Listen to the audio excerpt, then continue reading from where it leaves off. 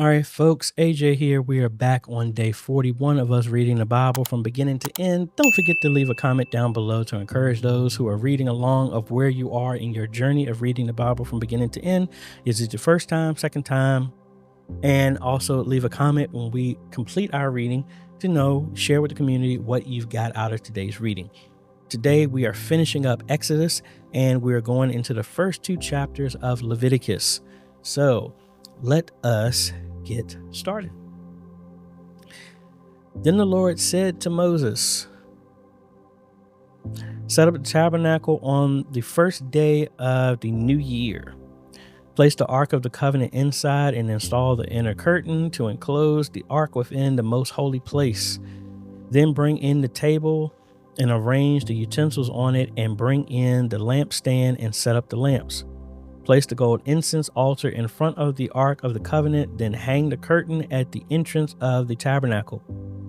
Place the altar of burnt offerings in front of the tabernacle entrance. Set the wash basin between the tabernacle and the altar and fill it with water. Then set up the courtyard around the outside of the tent and hang the curtain for the courtyard entrance. Take the anointing oil and anoint the tabernacle and all its furnishings to consecrate them and make them holy. Anoint the altar of burnt offerings and its utensils to consecrate them. Then the altar will become absolutely holy. Next, anoint the wash basin and its stand to consecrate them.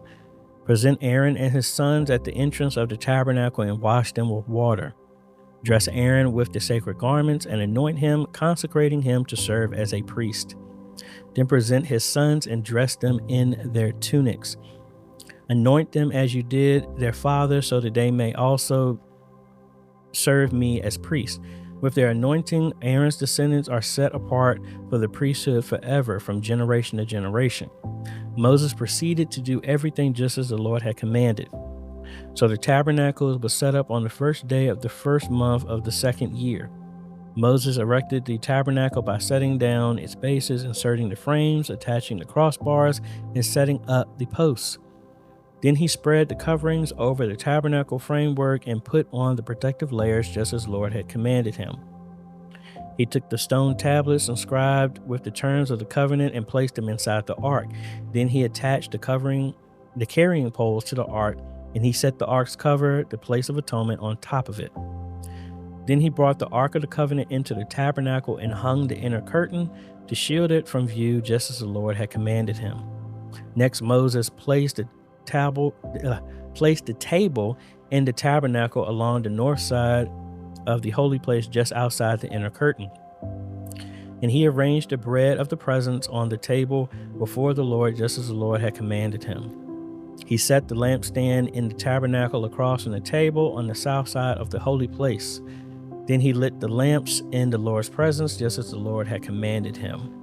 He also placed the gold incense altar in the tabernacle in the holy place in front of the inner curtain.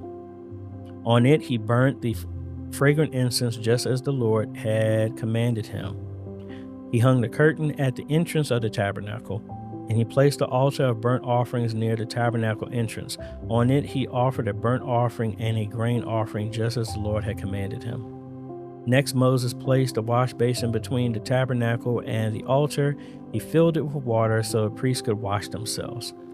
Moses and Aaron's sons used water from it to wash their hands and feet. Whenever they approached the altar and entered the tabernacle, they washed themselves just as the Lord had commanded Moses. Then he hung the curtains forming the courtyard around the tabernacle and the altar, and he set up the curtain at the entrance of the courtyard. So at last Moses finished the work. Then the cloud covered the tabernacle, and the glory of the Lord filled the tabernacle. Moses could no longer enter the tabernacle because the cloud had settled down over it, and the glory of the Lord filled the tabernacle. Now, whenever the cloud lifted from the tabernacle, the people of Israel would set out on their journey following it. But if the cloud did not rise, they remained where they were until it lifted. The cloud of the Lord hovered over the tabernacle during the day, and at night fire glowed inside the cloud so that the whole family of Israel could see it. This continued throughout all their journeys. All right, moving on to Leviticus. The Lord called to Moses from the tabernacle and said to him, Give the following instructions to the people of Israel. When you present an animal as an offering to the Lord, you may take it from your herd of cattle or your flock of sheep and goats. If the animal you present as a burnt offering is from the herd, it must be a male with no defects. Bring it to the entrance of the tabernacle so you may be accepted by the Lord. Lay your hand on the animal's head, and the Lord will accept its death in your place to purify you, making you right with him. Then slaughter the young bull in the Lord's presence, and Aaron's sons, the priests, will present the animal's blood by splattering it against all sides of the altar that stands at the entrance of the tabernacle. Then skin the animal and cut it into pieces. The sons of Aaron, the priest, will build a firewood on the altar. They will arrange the pieces of the offering, including the head and fat, on the wood burning on the altar. But the internal organs and the legs must first be washed with water. Then the priest will burn the entire sacrifice on the altar as a burnt offering. It is a special gift, a pleasing aroma to the Lord. If the animal you present as a burnt offering is from the flock, it may be either a sheep or a goat, but it must be a male with no defects. Slaughter the animal on the north side of the altar in the Lord's presence, and Aaron's sons, the priests, will splatter its blood against all sides of the altar. Then cut the animal in pieces, and the priest will arrange the pieces of the offering, including the head and fat, on the wood burning on the altar. But the internal organs and the legs must first be washed with water. Then the priest will burn the entire sacrifice on the altar as a burnt offering. It is a special gift, a pleasing aroma to the Lord. If you present a bird as a burnt offering, the Lord choose either a turtle dove or a young pigeon. The priest will take the bird to the altar, wringing off its head, and burn it on the altar. But first he must drain its blood against the side of the altar. The priest must also remove the crop and the feathers and throw them in the ashes on the east side of the altar. Then, grasping the bird by its wings, the priest would tear the bird open, but without tearing it apart. Then he will burn it as a burnt offering on the wood burning on the altar. It is a special gift, a pleasing aroma to the Lord. And our last chapter for today, Leviticus 2. When you present grain as an offering to the Lord, the offering must consist of choice flour. You are to pour olive oil on it, sprinkle it with frankincense, and bring it to Aaron's sons, the priest. The priest will scoop out a handful of the flour moistened with oil, together with all the frankincense, and burn this representative portion on the altar. It is a special gift, a pleasing aroma to the Lord. The rest of the grain offering will then be given to Aaron and his sons. This offering will be considered a most holy part of the special gifts presented to the Lord. If your offering is a grain offering baked in an oven, it must be made of choice flour, but without any yeast. It may be presented in the form of thin cakes mixed with olive oil or wafers spread with olive oil. If a grain offering is cooked on the griddle, it must be made of choice flour mixed with olive oil, but without any yeast. Break it in pieces and pour olive oil on it. It is a grain offering. If your grain offering is prepared in a pan, it must be made of choice flour and olive oil.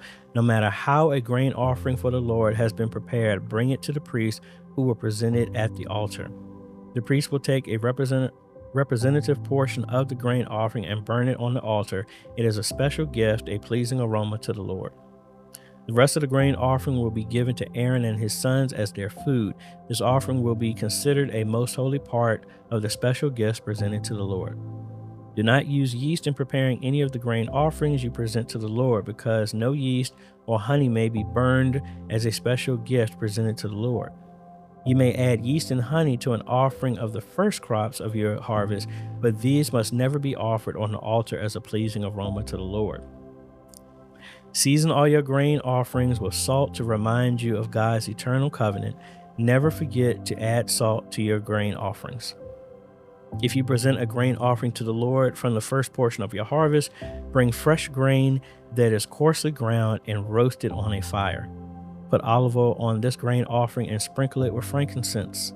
The priest will take a representative portion of the grain moistened with oil, together with all the frankincense, and burn it as a special gift presented to the Lord.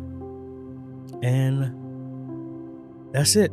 So we finish up Exodus and we are now into Leviticus. Don't forget to leave a comment down below what you got out of today's reading, and we will see you in our next day's reading of the Bible in 1 year.